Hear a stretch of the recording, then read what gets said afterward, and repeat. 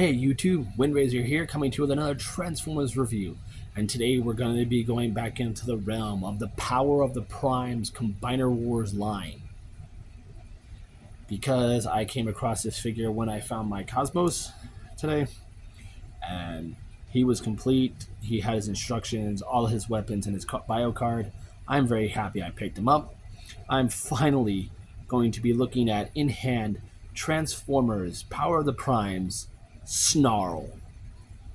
I don't have the the Studio Series one of the '86 Snarl, but I have this one, and I'm very happy because I have him. I have Slag and Swoop. All I need is 1 second. Sorry, I lost my train of thought, but I'm happy to have him along with my Slag and my Swoop of the Power of the Primes. I just need to rehunt down a new Grimlock and Sludge and Slash, and I will have the complete Dinobot team. So I'm very happy. I do love this little Stegosaurus. Growing up, I have the original. I actually have him. Give me 1 second. Alrighty, sorry about that. Had to go and pull out my old Snarl. Sadly, my Snarl is missing half of his tail, but I still have him.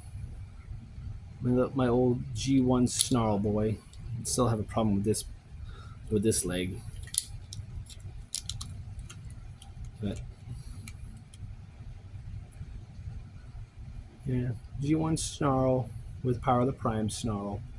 Yay. Very cool. I'm happy to have a new version of him. It may not be the Studio Series, but it's a Snarl nonetheless.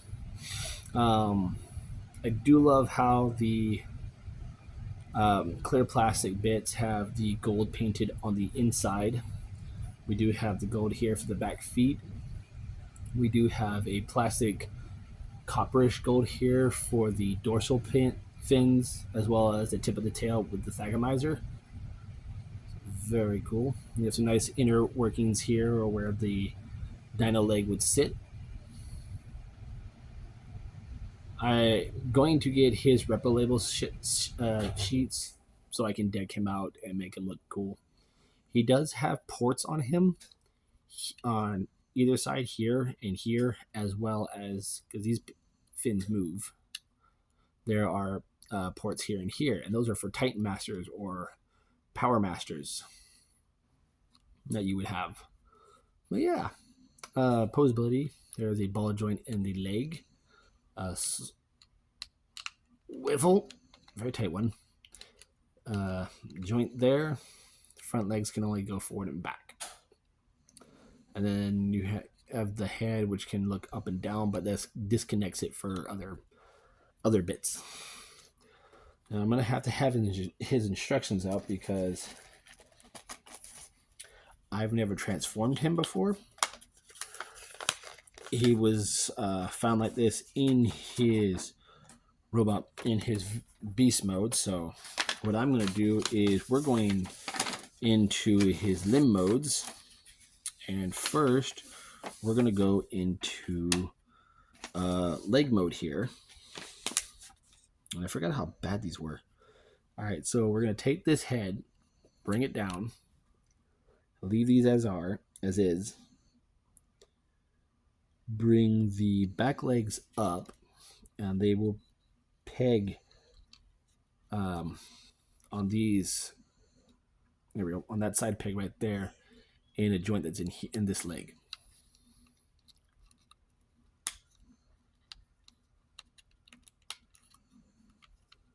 I'll peg those in like so. Set them up like this. You're going to bring the tail back, and then I'll rotate the combiner peg, and there he is in his leg mode, and he'll be facing this way. Now for his arm mode, which is fun, keep that out.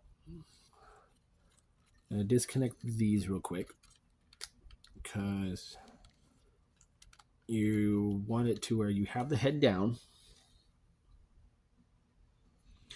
You want to bring these back up like this.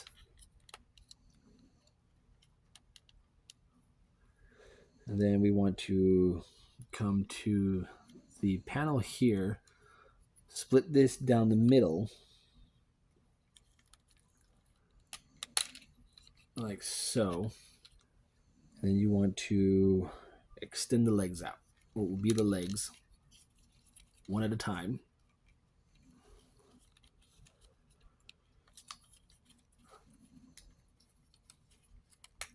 There we go. There's a tab that it has to get past, and it's really annoying. So go ahead and bring those out. Keep those where they are. Okay.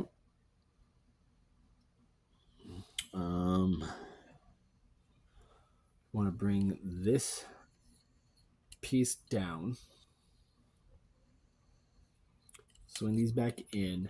Make sure the legs stay together.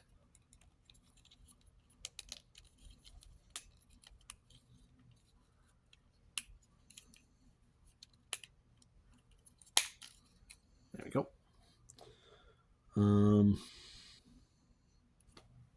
Legs are fine right where they're at.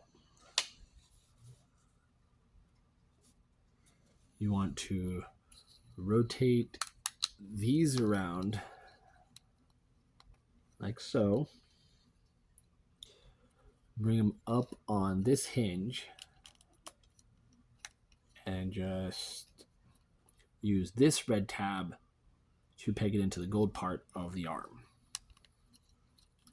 So bring it up, swing it out, peg it into place. And according to the instructions, they tell you to split the tail like so.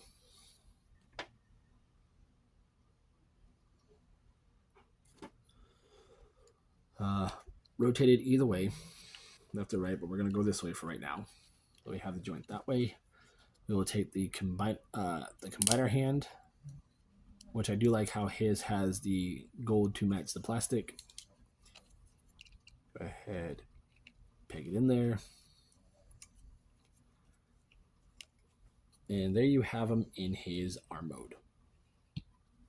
Very cool. And I think I like him as an arm versus a leg, because you have this giant shoulder spike that you can just shout with the Decepticon. So from here, we're going to go straight into robot mode. And I figure it's better that way because you have everything already pre-done. You just got to bring the combiner peg down, rotate the arms around, straighten them out, fold out the fists. Oop, that's a first.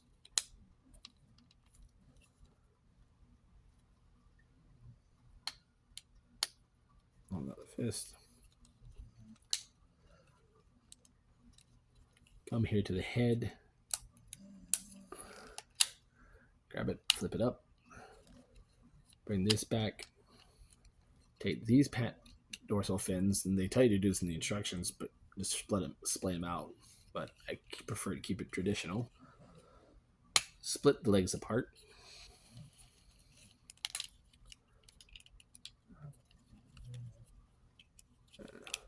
Fold that combiner peg back up. And take these legs, and fold them down till they swoop into place, like so. And they kind of symbolize how they're sitting on his legs. And there we have Snarl in his robot mode. And I quite like it very, very much. I like how they gave him the traditional chest piece here, which the original does have. I don't want to transform my old Snarl because I'm afraid he's going to fall apart because he's old. The traditional clear chest piece. I do like how the tail splays out on the back differently. But he do keep tradition with the dorsal plates on the legs and the little tiny toes.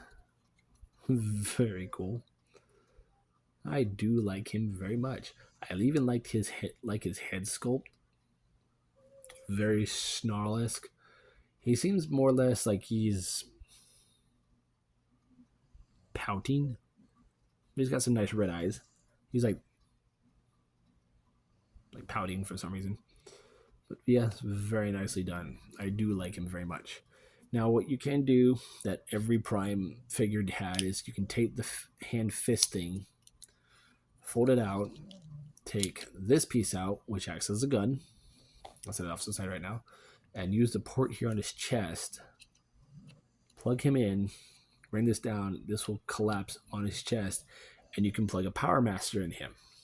And with every figure, they came with a little bio card with a Prime Master, and his is Amalgamous Prime. So he's Amalgamous Snarl, and he tries on every combat ready form he can think of. So that is very cool. He tries every form of combat he can think of to help his buddies out. But we can go ahead and give him his little clear gun here. And he comes with his traditional sword. I do like that. I don't like the fact that it's clear white. I was hoping it'd be red, but eh. Eh. There you go. And he has his prime armor. Sadly, he doesn't have the ports on his arms like Slag and Swoop do, where he can have this as a giant fist. But I do like it nonetheless. I do prefer it to where it's not on him. I've been trying to find a place to store it, but this is right now. Eh. Um, Posability on him. The head is on a ball joint. So there's a lot of play there. Move this out the way for a bit. The shoulder is on a ball joint, so they can go in and out. There's universal rotation there. There is a bicep swivel on a mushroom peg. There's a bend at the elbow, nothing at the wrist. He has waist rotation. Legs can go forward that far. Sorry. They can go, you can move the plates out of the way. They can go back that far. Can go out that far before he ends up popping off the ball joint. There's his thigh swivel. Bend at the knee, which is more or less 90 degrees, but because of the combiner peg that sits behind the knee joint, it ends up popping out. That's really it for posability on him. Here he is next to Cosmos. Here he is next to Filch. And here he is next to my Legacy Prime. I like how he does tower over him just a little bit, so that's very good. I am going to dig out my other two Combiner War Power of the Prime Dinobots and do a picture and have them together and put them on my Instagram. But yeah, Power of the Prime's Snarl. I am very happy to have him. He is very hard to track down, but I got him at the same place where I found Cosmo, so good deal. But yeah, there you guys have it. There is my finally review of Power of the Prime's Snarl. I'm Windraiser, and I'll catch you on the next review.